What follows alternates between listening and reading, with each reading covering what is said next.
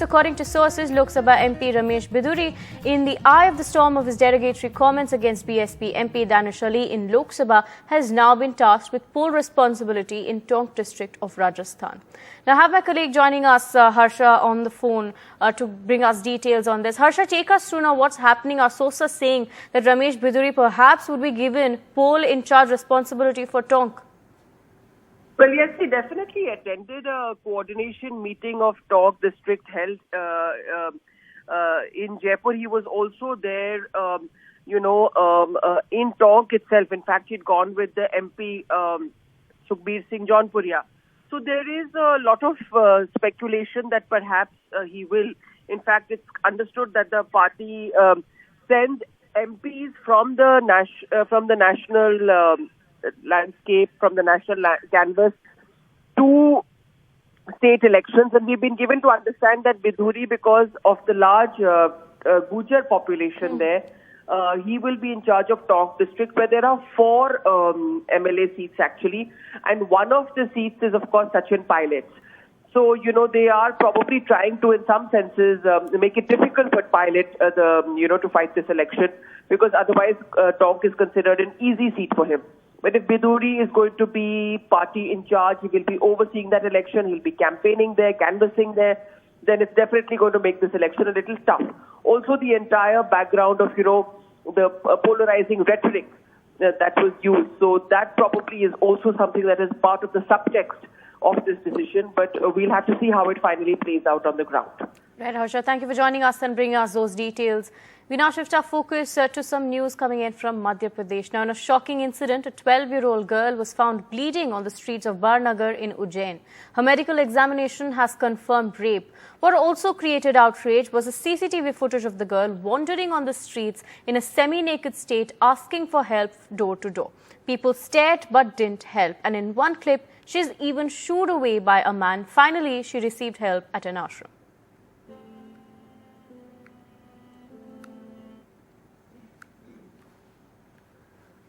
Challenged rape victim bleeding and half naked goes from door to door begging for help, only to be shooed away by unfeeling residents. Others stared at her as she stumbled on. None helped. The child eventually reached an ashram where a priest covered her and took her to a hospital.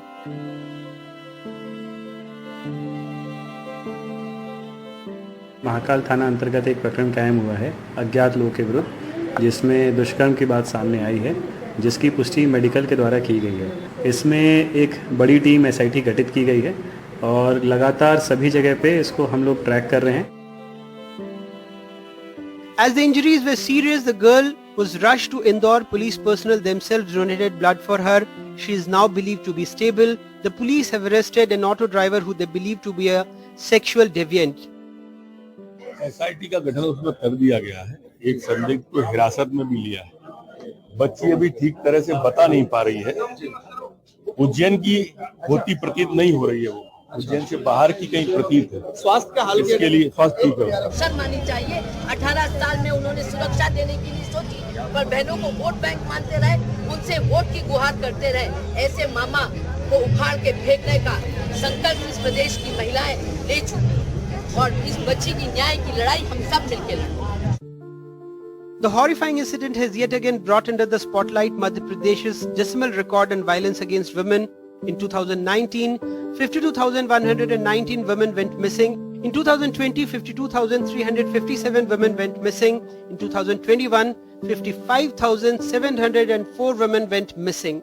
NCRB MP also reported highest incidence of rapes in the country. In 2021, 6,462 women were raped, out of which as many as 3,115 rape cases, of 53.4% involved minor victims.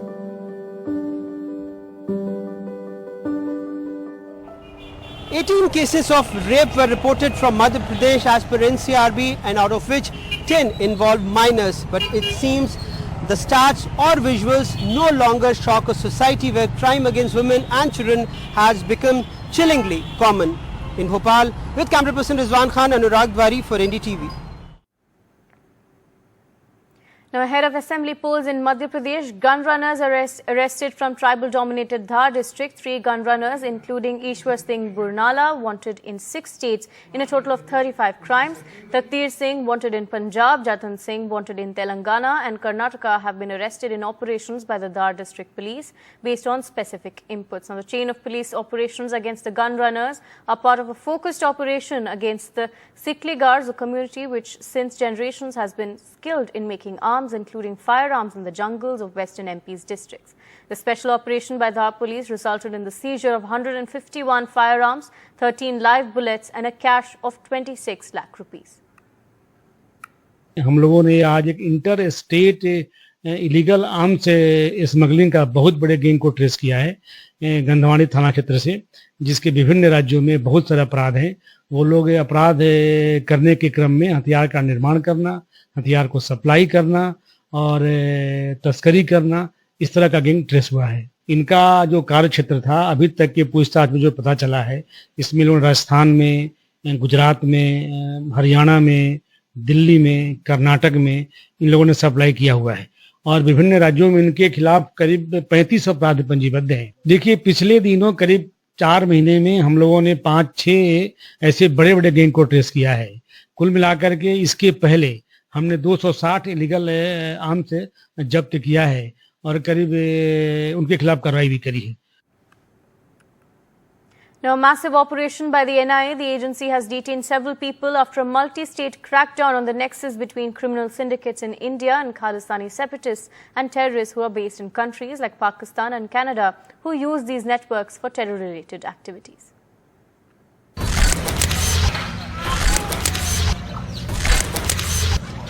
Six states, 3 cases, 53 locations. Mega crackdown by NIA on Khalistani terror and gangster links. Punjab, Uttarakhand, Rajasthan, Haryana, Delhi, Uttar Pradesh and the Union Territory of Chandigarh.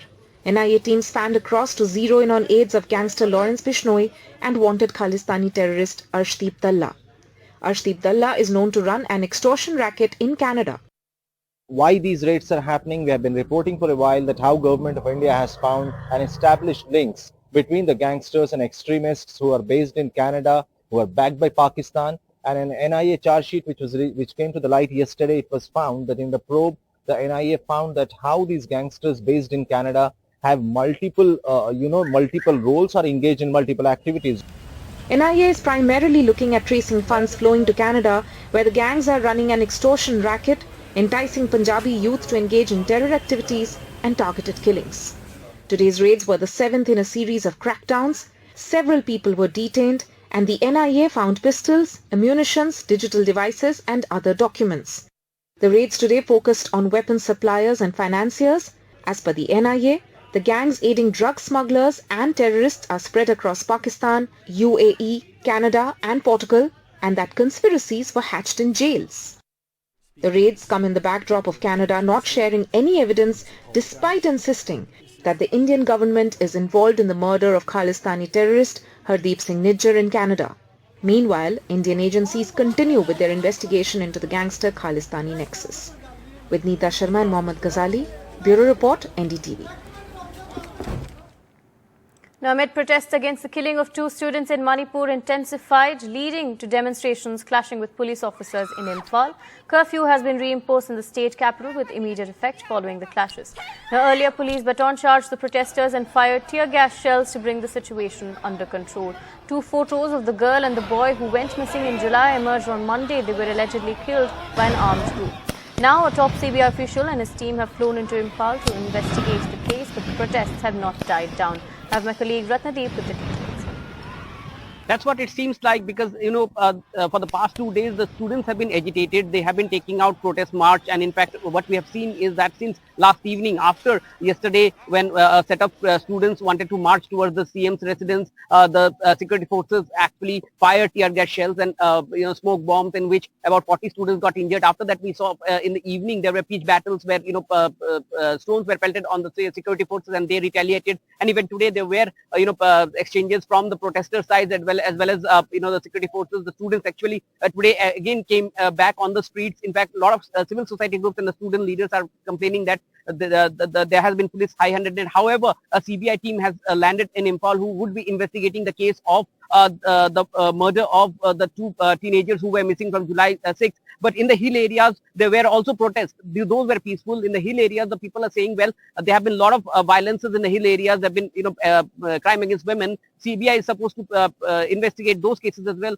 So why CBI team are not reaching hill areas? So they are calling out the government for an alleged biasness or partiality. However, the Chief Minister today addressed a late evening press conference. It just ended a short while back, where he categorically said that he had a detailed discussion with Union Home Minister Ramesh Bidhuri, and Centre and State both are very serious in terms of sorting out the issues at ground zero, in terms of finding out the perpetrators who have killed those two teenagers, and also the other cases. So therefore, CBI, which is supposed to take over many other cases, is in Imphal. However, what is important to note is that you see the internet ban is back, and it's going to be there till October 1. Only last Saturday the ban got over after 5 months. So people are really annoyed with the fact that the government again imposed the internet ban. But the government says that moment the internet ban was lifted, you had all these photos of horrific incidents getting viral and creating pricking sentiments, creating outrage, and therefore the law and order situation really becomes the major concern. At this moment, there is curfew in Imphal, which was clamped this afternoon, and security forces say that they have control over the situation. However, what we are hearing from our ground sources at ground zero, the situation in Imphal and the adjoining areas remains tense. As you have rightly pointed out, in Thawbal district, party office of the BJP has been also torched. So therefore, we have to wait and watch in terms of how now this movement of the students really go forward from here, and how quickly actually CBI goes to ground zero, takes over the cases and takes over the investigation.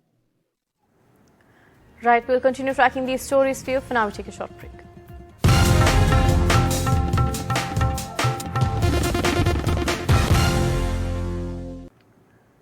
Now, the Pakistan cricket team arrived on its first visit to India in 7 years to compete in the ODI World Cup beginning on the 5th of October. Now, Pakistan play up their warm-up game against New Zealand on 29th of September before taking on Australia on the 3rd of October.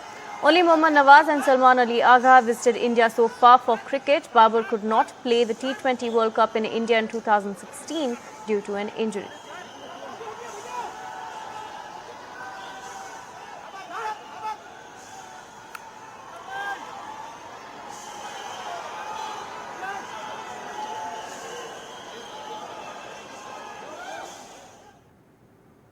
The Malayalam movie 2018, Everyone is a Hero, is India's official entry to next year's Oscar. It's based on the devastating Kerala floods of 2018. The director says it celebrates the human spirit. The jury said it selected the film also because it puts the spotlight on climate change. Here's a report.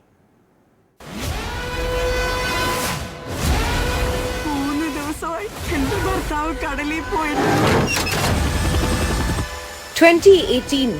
A Malayalam film about the floods that devastated Kerala in the same year is India's official entry to the Oscars. The survival drama is a thoughtfully crafted cinematic experience, a tribute to the resilience and heroism of ordinary citizens who banded together to battle the worst flood in a century to hit the state. After the flood, there is one NGO called Bodhini in Kerala.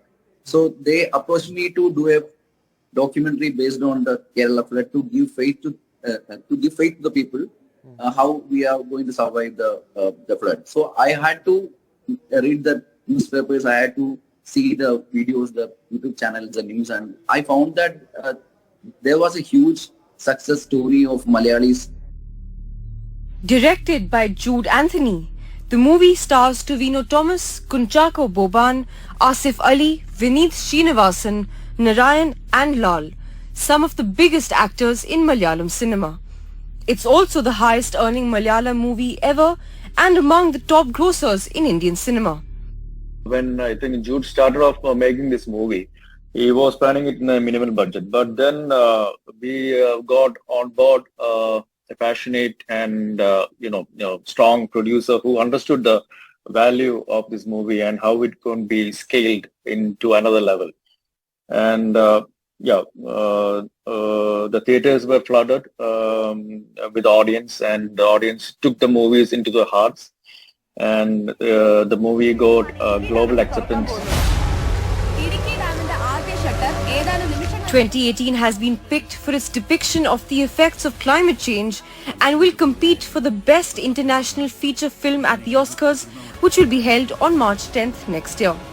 With Sneha Koshi, NDTV Bureau Report. All right, we'll continue tracking these stories for you. For now, we take a short break.